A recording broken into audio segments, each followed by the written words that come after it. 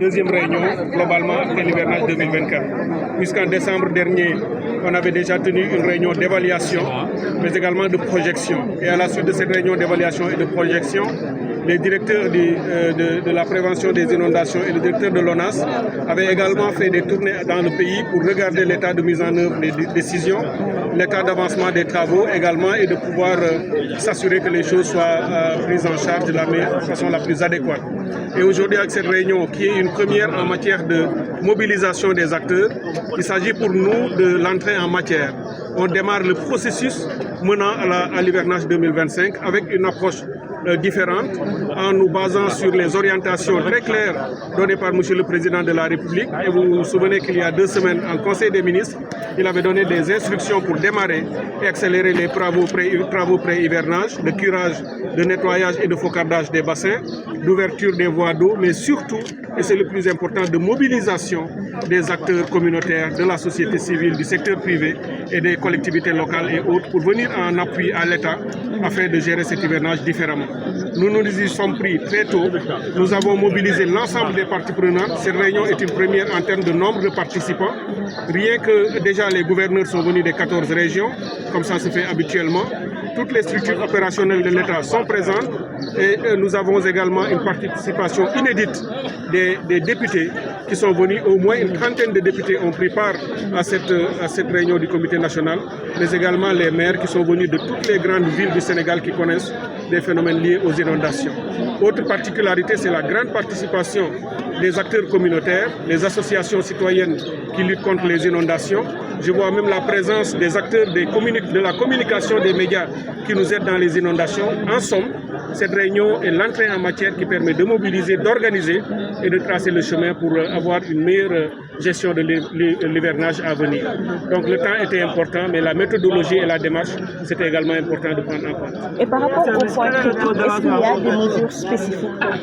Oui, vous savez qu'aujourd'hui, on a fini de faire la cartographie des zones inondables du pays, de l'ensemble des régions. Nous avons une parfaite maîtrise de la connaissance du risque d'inondation dans tout le pays.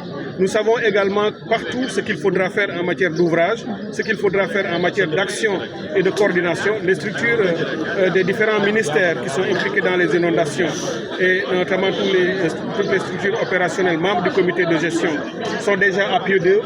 Nous savons partout où il faut prépositionner les stations de pompage et les descentes électriques. Tout ça est fait. Partout où il faut réhabiliter ou, disons, fortifier des ouvrages, des digues et autres, c'est en cours. Partout également où il faut mener rapidement d'autres travaux.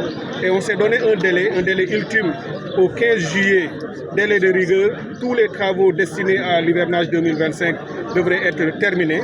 Mais comme je l'ai dit l'année dernière et que je répète, nous faisons face depuis quelques années au phénomène du changement climatique. Nous sommes en train de prendre toutes les mesures nécessaires en anticipation, en organisation, en gestion et en coordination pour être prêts et faire face.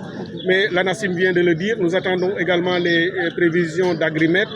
On s'attend, de toute manière, nous avons démarré en travaillant sur une hypothèse pessimiste et autre. Ça veut dire que quoi qu'il arrive, nous estimons que l'hivernage à venir sera tout aussi pluvieux, sinon plus pluvieux que l'hivernage passé. Donc il faut nous organiser dès à présent pour pouvoir faire face, sans doute à des inondations qui pourraient survenir suite à des pluies extrêmes que nous pourrions connaître, aussi bien en inondation pluviale qu'en inondation fluviale également sur les bassins du fleuve Sénégal et même de Gambie.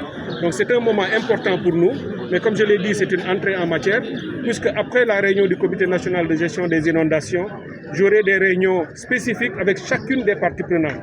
Avec les gouverneurs de région, je ferai un suivi de près et à partir du mois de juillet, ce serait hebdomadaire. Avec les acteurs communautaires et les associations de la société civile et les citoyens, je les recevrai d'ailleurs et on organisera également avec eux une grande rencontre à l'occasion de laquelle nous pourrons rentrer dans les détails sur la façon de les mettre à contribution de la manière la plus efficace pour nous aider à atteindre nos objectifs. Je ferai de même avec les députés, je ferai de même avec les maires et représentants des collectivités territoriales, sans compter bien entendu les tournées que je ferai régulièrement à partir de la fin du mois d'avril en cours, partout dans le pays, et chaque mois j'y retournerai sur le terrain pour vérifier l'état d'avancement des travaux pour que, à la tombée des premières pluies, Inch'Allah, on ne peut pas dire que tout sera résolu, mais pour ce qu'un être humain sera capable de faire en matière de ressources humaines, mais également de moyens financiers de l'État, nous aurons à faire tout ce qu'il faudra faire en ce moment-là et le reste sera de gérer l'hivernage 2025 de la meilleure des façons. Monsieur le ministre, vous avez parlé donc, on va passer du bulletin d'alerte au bulletin d'impact.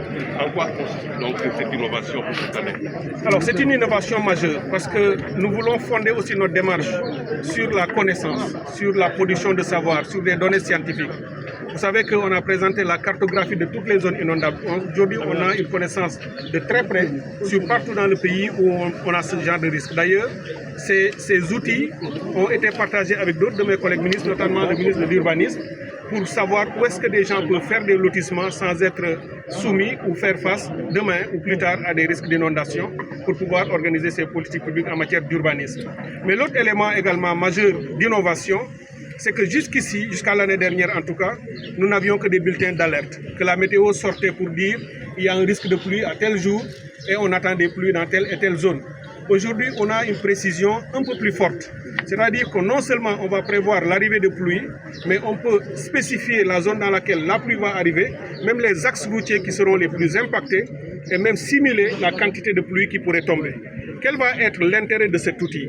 Si on dit lundi, tel jour du mois d'août, il pleuvra à Dakar et on attend cette pluie du côté de la corniche ouest de Dakar. On attend qu'une centaine de millimètres ou 150 millimètres de pluie pourrait tomber sur la corniche. Mais plus encore, on va dire la pluie pourrait tomber entre 10h et 12h. Cela nous amènera à prendre les dispositions. Le ministère de l'Intérieur pourra dire, comme il y a ce risque d'inondation sur cet axe, il faudra peut-être fermer l'axe de la corniche pendant 2 heures de temps pour éviter que les populations s'y engagent et qu'ils soient coincés dans les eaux. Vous vous souvenez qu'il y a quelques années, un compatriote a perdu la vie ici dans un des passages sur la corniche. Il était piégé dans les eaux parce qu'il n'avait pas cette information. Nous voulons cette année avoir cette information. Un radar est installé à Diamniadio, il est opérationnel. Avec la NACIM et la direction de la prévention des inondations, nous travaillerons à avoir les bulletins régulièrement. Et nous sommes en train de mettre en place toute une plateforme en matière de communication, notamment dans les réseaux sociaux, avec un chatbot, avec les intelligences artificielles qui pourront répondre immédiatement quand vous lui posez des questions, qui vous rendra cette intelligence artificielle. Mais le plus important, c'est l'humain. L'humain, ce sont les citoyennes et citoyens dans toutes les communes qui vont nous aider quand il y a les risques, qu'ils sortent le plus tôt possible, qu'ils curent et qu'ils se préparent. Peut-être même qu'on va rester ensemble sur le terrain pour préparer. Mais l'autre acteur important, c'est bien entendu vous, de la presse. Et je vous remercie pour ce que vous avez déjà fait jusqu'ici. Et je vous tends la main pour qu'on continue de collaborer, puisque nos messages ne parviennent à nos communautés et à la population qu'à travers vos médias. Donc voilà un peu ce qu'on veut faire pour 2025. Et sur le plan financier, quel montant a été dégagé pour faire face à ces inondations? Il n'y a pas de montant, c'est dans le budget. Toutes les structures opérationnelles que vous avez vues dans la salle ont chacun dans son budget une ligne destinée à des travaux ou des opérations destinées aux inondations. Et c'est l'ensemble des ministères qui l'ont. Il s'agira des nettoyages, du curage de caniveaux, du focardage et autres. Ce n'est pas seulement le ministère de l'hydraulique. Les sapeurs-pompiers, vous savez par exemple qu'ils font beaucoup de pompage.